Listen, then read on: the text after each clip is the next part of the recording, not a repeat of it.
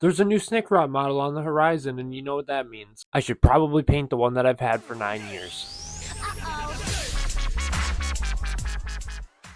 Character models present us with a unique opportunity to paint something that doesn't have to necessarily be 100% similar to our armies. And with that being said, this was very much an experimental paint scheme, so don't feel like you need to copy me stroke for stroke with every paint I used. Um, Use your own judgment and kind of try different things, and you'll come up with a very similar result to what I did. And with that being said, here's a shot of all of the colors I used over the course of this tutorial. The only thing not shown here is the mineral spirits, which I used to remove the streaking grime. So before we start, you'll notice that I've based the model and primed it black, and primed the base with Vallejo German Red Brown. We're going to start off by dry brushing the model with khaki color. I'll be using Pro Acryls khaki for this, and applying my first kind of round of highlights.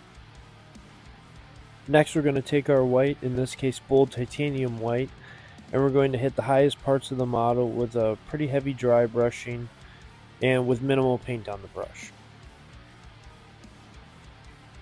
After allowing that some time to dry, we're going to be taking our first contrast paint, Plague Bearer's Flesh, and we're going to hit all of the model's skin. We don't want to completely saturate the areas, but we do want to make sure that nothing's missed.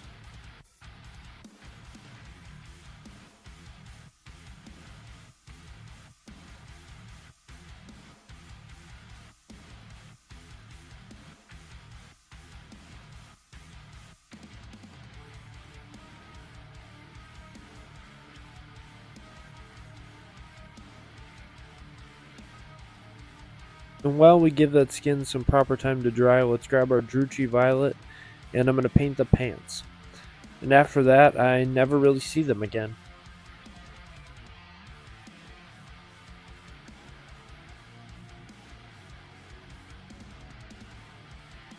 Next up is the contrast paint Snakebite Leather, and I'm going to use that for his suspenders, his boot backings. I load my brush up, and then I tap a lot of the excess off on my paper towel so that my brush isn't super loaded, and I do that to kind of glaze it over all the little leathery bits of the model.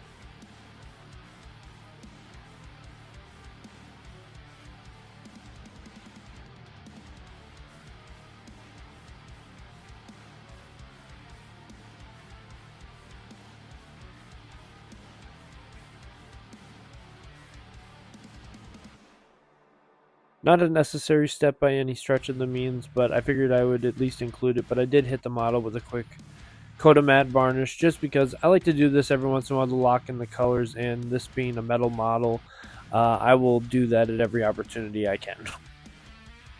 Now with that dry, I'm going to pull up my medium-sized dry brush and our bold titanium white again. Now if you're happy with the skin tone, feel free to skip this step, but I wanted the skin to pop a little bit more kind of to the yellow side. So I'm re-dry brushing the raised areas of the muscles and the skin areas to just help with the next step. Now next up will be Vallejo's Game Ink Yellow, one of my favorite inks. And now we're going to hit the skin with this light glaze, and just it's really going to make the skin kind of pop up. Again, we're not flooding the areas with this color, but we are just kind of dabbing the excess off on a paper towel and lightly glazing the skin. I come back in quickly with Druchii Violet, and I hit the arm bands, and I also do the necklace later on for what it counts for. Now while we give the skin even more time to dry, I'm going to pull out my Typhus Corrosion, and I'm going to add a little bit of texture to the blades, his boots, and just give us a little bit more to look at. Now after that dries, we're going to pull out our orange paint. In my case, I'm going to use the dry paint Rise of Rust. And we're just going to, get 95% of that paint off that brush, and we're just going to lightly hit the blades and the other areas of rust. Just enough to kind of have it catch our eye. Next up is going to be Vallejo Metal Color Steel. Now mine is an air paint, so it's pretty thin out of the bottle. After wicking off the excess, I'm just going to hit the metallic areas, including his dog tag bracelets, his boots, his suspender buckles, and his choppas.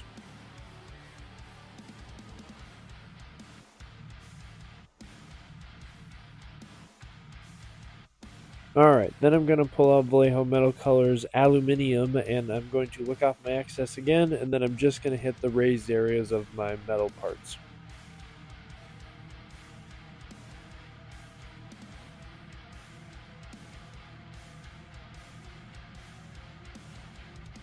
Now that is looking sharp, and rusty, and sneaky!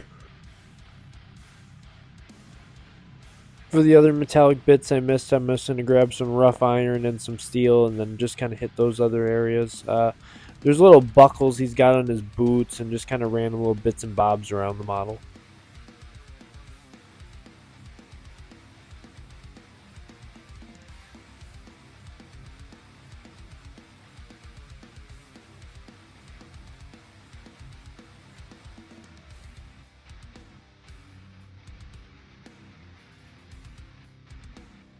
And this here is just a corrective step with Snakebite Leather. I had missed the straps on his little night vision goggles, and I needed to fix that. And after that round of rough iron and steel again, I just had to go back with aluminum quick and re-highlight the areas that I had painted.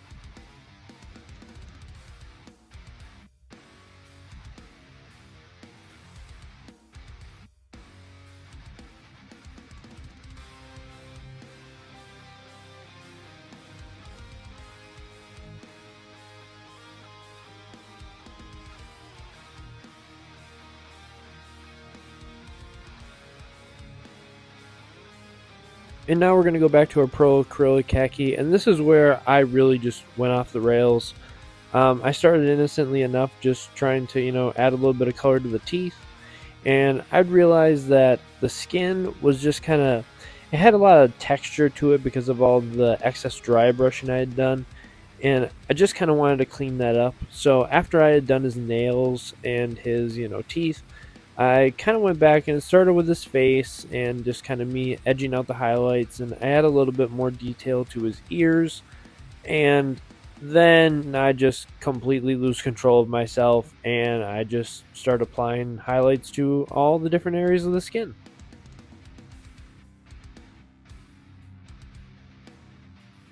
Now, I don't regret doing this, but in retrospect, I think I would have just done my other steps a little bit more quickly, and if I would have realized that I was just going to do this again, I would have been more forgiving on myself. But you live and you learn, and I figure if anything, this kind of gives, a couple different renditions of, orc skin tone, and if, like I said before, you find somewhere that you like in this tutorial and you just stop there, by all means do that, because as you can see, I possess zero self-control sometimes, and yep, so there I finish up the arm, and I'm like, yep, well, now I gotta do the whole rest of the model, and I added quite a bit of time to this mini by doing this, but that all being said, I am very happy with how this turned out in the end.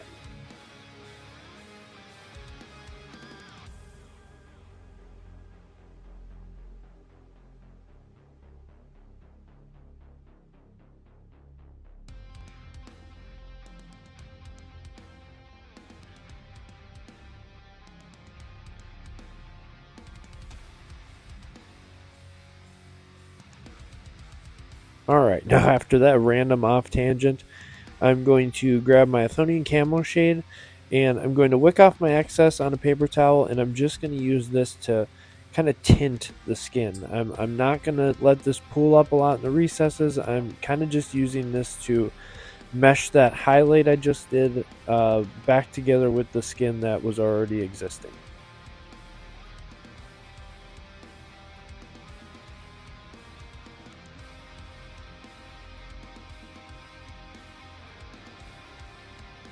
Next up, I'm going to grab my Caribou Crimson, and I'm just going to be using this in the mouth, kind of on the lip there. Not really going for the full lipstick effect, but just enough to kind of add a little bit of blood under the skin. I do also finally address these skulls, and I just hit them with a light ivory color. And this is just a shot of me grabbing that Daruchi Violet for the last time and finally adding a little bit of color to his necklace. Then quickly we just grab Agrax Earth Shade and we hit the skulls, his teeth and his fingernails.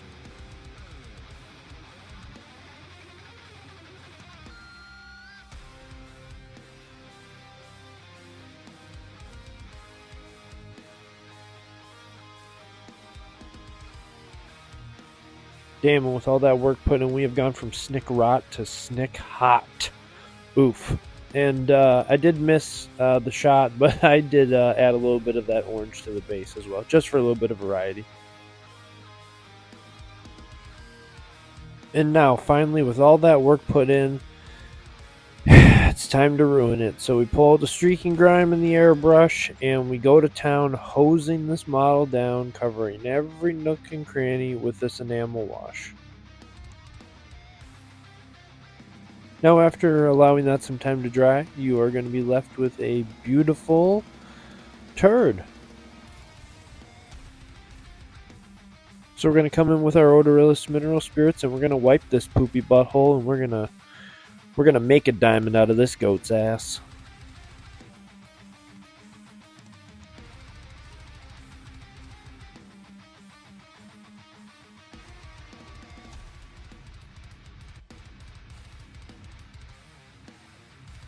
Alright, after what has felt like a million brush strokes, we're going to pull out our bold titanium white again, and this time we're going to hit the lenses that we are going to plan on filling with color.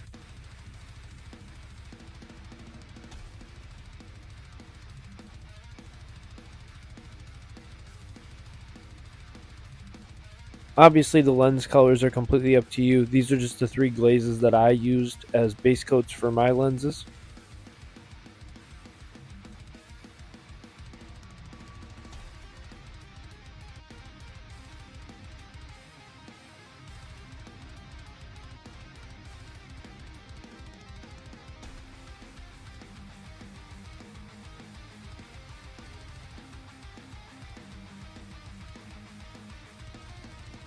Now, after I got those base coats done, I just go back to my aluminum one last time. I grab a little piece of sponge and put it on a little alligator clip and jam that onto a paintbrush, and then I just use that and I kind of add my last little hint of metallic sheen to really kind of make those metallic details pop.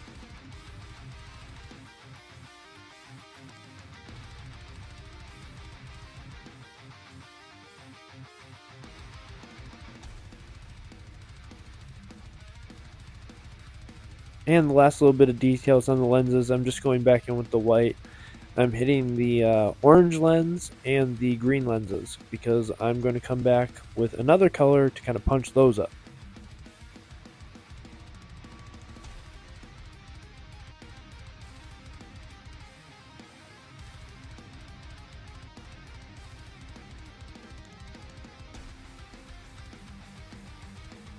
And to make those lenses pop with even more color, I'm just going to go in with Lamenter's yellow glaze and hit the green lenses and the orange lenses.